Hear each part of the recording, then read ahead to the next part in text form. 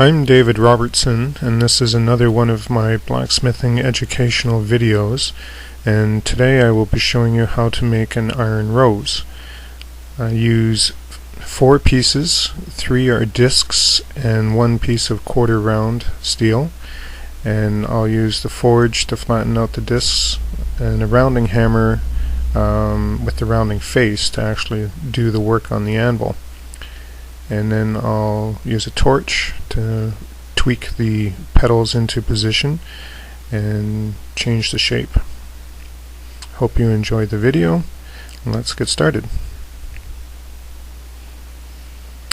So I take 3 discs. These are 3 inches round and they are cut into 5 pie shapes with about 3/8 of an inch from the center hole. The lighting, you'll see the hole and the slits in various frames throughout the video.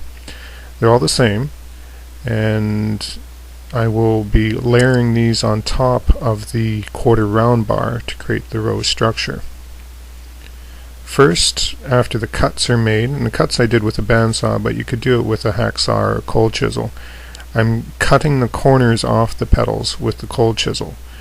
And these are just small indentations, notches if you will. And I cut them cold. You could cut them hot as well, but on thin metal it really doesn't matter. The thickness is about 16 gauge, 18 gauge will work, 22 gauge will be a little bit thin, and you could go as thick as probably an 1/8 inch in the discs. Of course you will have to forge that out a bit more to create the thin petals. So all I'm doing is just cutting and breaking the corners off, and this creates the 5 pie shapes. You can see the notches cut in there, and it just rounds the petals off. Now using the rounding face of the hammer, which is a shallow convex curve, I am flattening and stretching out those petals. So the edge gets thinned down quite a bit and the center gets pulled out somewhat. The actual center of the disc doesn't get touched, so I'm only working on the petals.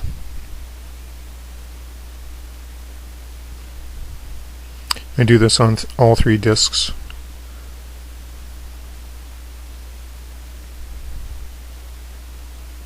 To create a nice even stretch, an even form.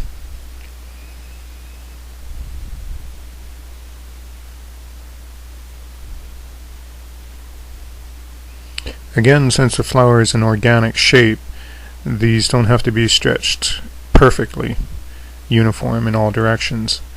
You're allowed some variation. Now I'm working on the quarter round bar to draw out a point on it, and then I'll do some texturing on it as it becomes the stem.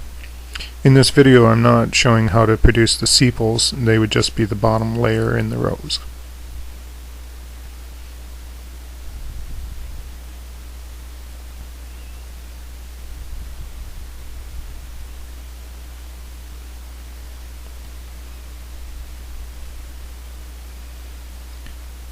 So I want to overlap the 3 layers of the petals.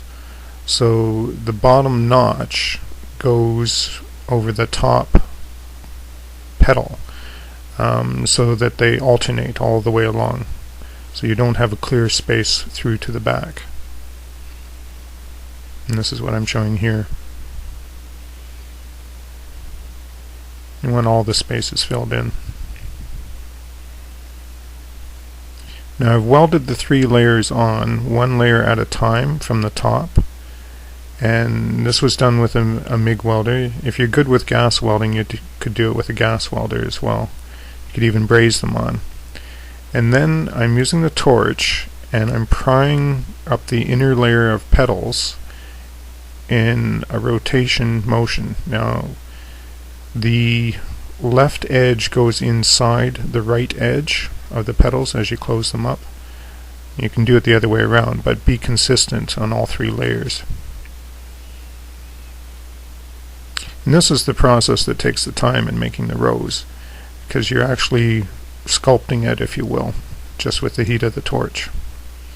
I use needle nose pliers obviously to get in.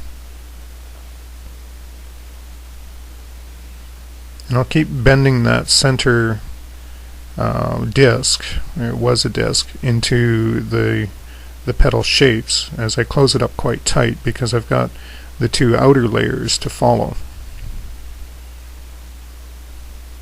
Now in this rose I use 3 layers. Certainly you could do it with 2, you could also do it with 4. You can also change your petals from 5 to 4. If you do this, it will change the shape of the rose and the complexity of it. I like the 5 petals for the degree of complexity.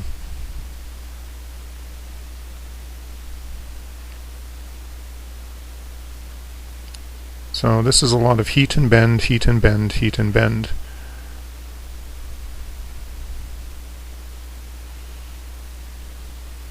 The center disc, or the top disc, forms almost a bud shape when you start, because you want to close it quite tight. And again, you've overlapped the edges all around.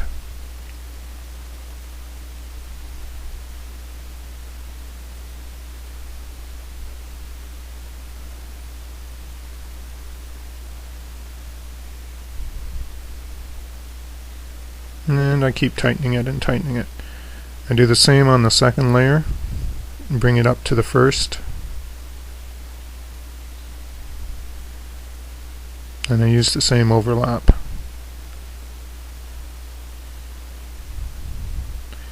For me, it's personal preference to have the left-hand corner tucked inside the right-hand corner.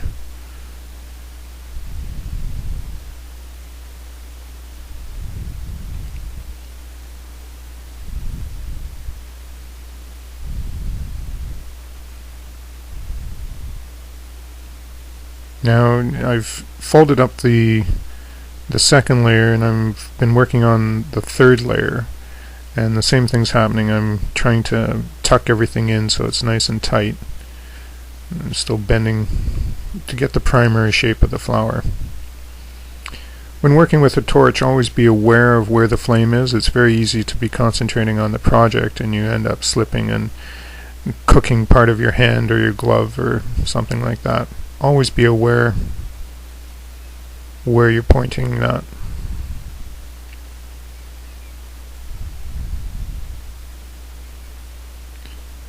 So now I've completed the primary form of the flower with everything tucked up, and now I go back into the top edges, and if you look carefully, I'm just heating the top edge and then giving it a quick bend back, and this creates the ruffle on the top of the rose. And I do this on all of the petals all the way around. Takes a little bit of time, but I find this really adds a dramatic effect to the rose. It makes it look much more lifelike.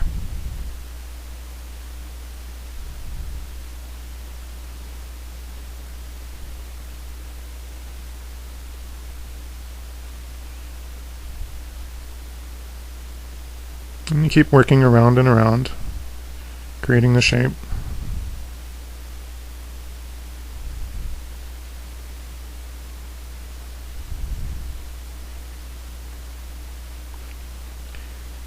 Now in this video I don't have time to discuss making the leaves for it, but simply they're forged and then electrically welded and ground and welded onto the stem. But this gives you the basic process for making the flower itself.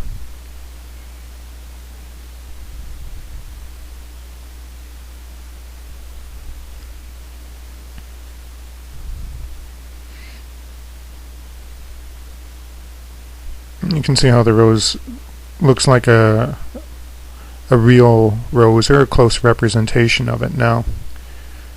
So you're welcome to take a look on my website for newsletters and articles, and it's artistblacksmith.com.